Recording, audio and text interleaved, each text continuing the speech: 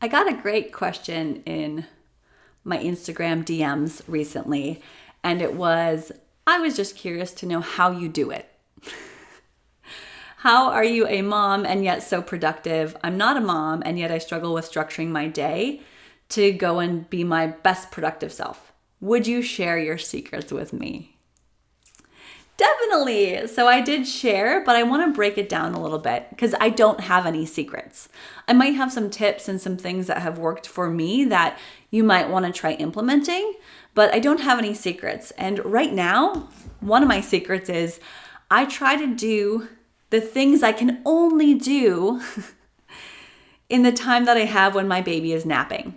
So when my kid is napping, I have two kids, a 5-year-old and a 1-year-old. My 5-year-old is in daycare right now, and my 1-year-old is currently napping just out there. And I try to do things that I can only do when he's sleeping, which means videos like this. In fact, I just recorded 3 other YouTube videos. I got on a Zoom call with somebody. So I try to schedule those video type things, or the things where I need to be most focused, in the window of his nap time. Usually like 11 a.m. to 1 p.m. or so. Right now it's 1:30. He's still sleeping. We're on the tail end of his nap. So this video may or may not get complete. Who knows? If you're seeing this, it means I had the time to finish it. So I learned that from a podcast like 5 years ago when I was struggling to get things done with my first son. I always found myself doing the dishes or cleaning or trying to work out while he was napping. And then I would get frustrated that I couldn't do my work. And I didn't know why that was, why I was getting so frustrated, why I felt so behind. But I was doing tasks that I could do while he was awake when he was asleep. So cleaning the house, working out, and doing anything that involves half of my focus or less is something I can do when my baby is awake. And for those of you who don't have kids and you're struggling with productivity, it's probably because you're lacking that structure. I actually find myself so much more productive because I have these deadlines. I have these boxes of time. So there's a name for it, but let's say you have a project that takes you 8 hours, you will fill the entire time to do the project in 8 hours. If you have that same project but only give yourself an hour, you're going to get it done. As a graphic designer back in the day, I used to be given projects and things with a deadline, and it would be like procrastinate, and then that final hour, you get it done. And that's sort of what I have in my day-to-day routine as a mom with young kids is every single day I only have this small window of time. So I try to maximize that small window of time. Now I don't do this every day. If every day I was like hustle, nap time, hustle, that would be really exhausting because as a mom I'm already exhausted. But most days I do that where I do allow myself days to also nap when my baby's napping or to just chill. But when I'm feeling more energized, when I'm in that, there's different hormonal shifts, especially as a woman. So when I'm in the period of time where I have more energy, I'm going to be on video like I am here, whereas some weeks I'm not going to feel that. So whatever I do, I have only short windows of time, and I try to maximize those with the things I can only do when I'm not interrupted. So that's the main thing. And again, if you don't have kids, it's likely that you're lacking structure. So having anchor points in your day can be really helpful. My anchor points is what I call them. One of my anchor points is 6 a.m. morning movement and meditation. Every single day, weekdays, I get on at 6 a.m. and I lead a 30-minute Zoom class. Right after that, I'm a little bit motivated to continue to work a little bit. So I might take 30 minutes to check my email or to respond to messages or to record a video. So before my kids are awake, I have that 6 a.m. Zoom class, and then I have about 30 or 45 minutes of a little bit of window of time where I could also be productive. After that, it's like time blocking here. My kids are awake. It's all about them. We do breakfast, we get ready. I drive my 5-year-old to daycare. And then, like I said, I don't even do things like working out when my baby is asleep because I have to maximize that time here. So I actually go to CrossFit nowadays. So I take my 1-year-old with me He sits in the stroller and I go do my workout. Or I get a jogging stroller and I go running with him. Or I put on a video and my toddler is walking around as I'm doing my workout. Yeah, sure, it might take me longer, but it's something that I can do and also builds a positivity around movement and working out, and the fact that my little kids are seeing me work out, I think is a really good thing. So I think many parents try to squeeze in their yoga practice or their workouts or their fitness when their kids are doing something else, or they're sleeping or napping. And I think we could really instead shift over and use that nap time, that early morning time, for a little bit more productivity. Now, I hope every day isn't like this. I hope that the rest of my life is not just feeling like I'm in hustle mode. But the time that my kids are young, it does feel like that a little bit. I am not one to dive deep into hustle culture. I don't work late at night. I don't work a lot of hours. I just try to maximize the few hours that I have. And I have maybe 3 to 4 hours each day. The rest of the time is spent going on a walk, going to my CrossFit classes, going to the trampoline park with my 5-year-old, or making dinner or cleaning the house, all those other little tasks. But it's finding those little pockets of time where you can find full focus, your full focus tasks, right? What else did I say about that? So that's the main thing. Another thing is that we tend to think that projects are going to take a shorter amount of time than they actually are going to take. Or we think that we're going to make progress a lot faster. Even though we've never done this thing that we want to do, we give ourselves this deadline that's, let's say, like, I want to build a yoga business and teach yoga online, and I need to be doing this by next month. But then life happens, and it ends up taking you 2 months or 3 months or a little bit longer. So we tend to put these deadlines on ourselves and not realize that progress, even though it's slow, is still progress that should be celebrated. So I have grown in my business and my YouTube channel and any platform that I am on very slowly. I've never gone viral. None of my YouTube videos have hit viral status. It's been a very slow and steady growth. But if I would have said 3, 4, 5 months in of making regular, consistent YouTube videos that it wasn't working, it wasn't growing fast enough, I could have really talked myself out of continuing. Instead, I found enjoyment in the process, enjoyment in the slow progress, and I enjoy making videos. I enjoy being here like this, and I just continue to show up consistently day after day or 1 week at a time, and I know that and trust that it's going to keep growing. So slow growth and slow progress is still progress.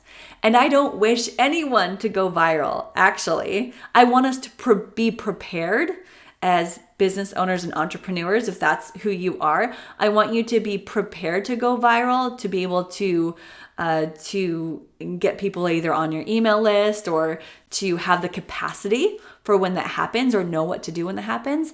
But it can also be very, very stressful. So I've really enjoyed this slow growth as time goes on, just consistency over a long period of time. I have been growing my business since 2000. I've been a yoga teacher since 2013, so over 10 years. And right away, I knew that I wanted to create online courses and I wanted to do more with the online space. I just didn't know how that was going to show up. So I've been working on it and piecing it together for over 10 years. So this is not new to me. If it's new to you, it's going to take probably more time than you realize. And it does help to work with someone to help you stay focused. My online business actually did a lot better once I invested in courses and a coach that could give me that exact step-by-step, and I actually followed their directions. So for a while, I was working during my first son's, when he was little, his nap time. And then also I used my support system. So the YMCA had childcare available for 2 or 3 hours. I would put him in childcare before he was in full-time daycare. I used the YMCA. So it was really affordable to get 2 or 3 hours, depending on the gym, of the gym's childcare, child watch. If you're a member at a gym, a lot of them, or many of the bigger ones have childcare, you can sit at a table and do your work there. So that's what I would end up doing. And so I built a lot of my initial stages of my online business from the tables at the YMCA, as well as during nap time. And I still do that today with my second son, who is not yet in daycare. He's a year old. And I give myself these short deadlines. And having a calendar and sticking to it is also a really great thing to do. So if you have something you want to get done, give yourself a deadline. Now, of course, it might take longer. That's okay. But if you can give yourself a shorter deadline than you think, you can accomplish so much more, and you'll get it done, or you'll do your best to get there. You're at least giving your brain the thought that there is a deadline. Because if you just say, yeah, whatever, I'll get there whenever, you're the one creating your own standards, your own expectations. So when we put something on a calendar and let's say I have to be ready by next Friday, on Friday I'm doing this presentation. Next Saturday I'm putting my class on the schedule. So when you give yourself a deadline, you have more motivation to actually complete it rather than just having it sit in your head. And the last thing I want to say about that is I have overcome perfectionism. I have come to the knowledge that just good enough, get it out there, and it can just be okay. I am more so wanting to put out a bunch of mediocre videos, mediocre content, of course with good messaging if I can, but that helps me more than trying to perfect the perfect YouTube video, trying to make something that's perfect that takes me a long time. Same with like Instagram or TikTok. It's oftentimes the reels or the posts that you don't spend a whole lot of time on that end up getting the most visible. And I just have to trust that my message is being heard by somebody or a few people that need to hear it. And so if I strived for perfection, I just wouldn't ever put anything out there. But because I'm so limited with my time, I don't have time to just keep repeating, keep redoing these videos. So this video here is going to be a one-take video. This is what I'm sharing. This is what I want to put out there. I'm going to press the publish button and away it goes. It lives on. I've also gotten coaching and taken some courses on how to best, be on YouTube, how to present yourself, how to present a pitch, how to write better calls to action, and all sorts of things. So I've invested in myself, which then has helped me as I do these mediocre videos, right? So I give myself permission to not be perfect, to just show up as I am, and it is what it is, okay? So there you have it. There you have it. So sometimes if you don't have that structure to your day, it can be really easy just to have your day just get away from you. When I first became an entrepreneur working for myself 10 years ago, pre-kids, and I had all day to figure out what I wanted to do and needed to do, I got nothing done. I didn't know what to focus on. And yet when I was working full time and I only had a small window of time to work on my business or my yoga teaching, I actually got a lot more done. And it's interesting in that you'll find that the most productive people are often really busy or people who have very busy schedules, because you don't have time to hem and haw. You don't have time just to sit and think, what should I be doing today? No, you just got to get to work. You've got to put it on the calendar, put it in a block of time, and go for it. And that's what I did today. So today, I think this is going to be the last video I record. My 1-year-old is probably going to be waking up soon. And yeah, that's my day. 6 a.m. morning movement and meditation on Zoom, a little bit of work time, breakfast, get the kids ready to go. We go do a workout from 9 o'clock to 10 o'clock most days. I come home, my 1-year-old takes a nap, and this is when I get to work on all those full focus tasks. Leave the laundry aside, leave the dishes in the sink. Don't worry about all the mess. Just get to work. And then when my son wakes up, I will clean the house. We'll go for a walk. I might call my sister, and then I'll go pick up my 5-year-old and we will go have fun, have dinner, get ready for bed, all that. That's my day. So this could also be like a day in the life video, but it's going to be different for everybody. Your structure might be different than mine, but having these little time blocks and the full focus priorities for that time that you have, like creating your own 2-hour window of time where you have to turn off your phone and get to work can be really helpful. For you, it might be early morning, might be midday, might be evenings, might be late at night. It's up to you. Check in with yourself and see when it is you have that most creative energy. Right now, we're heading into the afternoon where I'm not quite as articulate in the afternoons. You give me a mid-morning or noon, and I am great with being on camera, at speaking what I want to, saying what I want to say, not fumbling through my words. But you get me at 2, 3 p.m. or any other time, I cannot talk. It's like, what happened to my brain?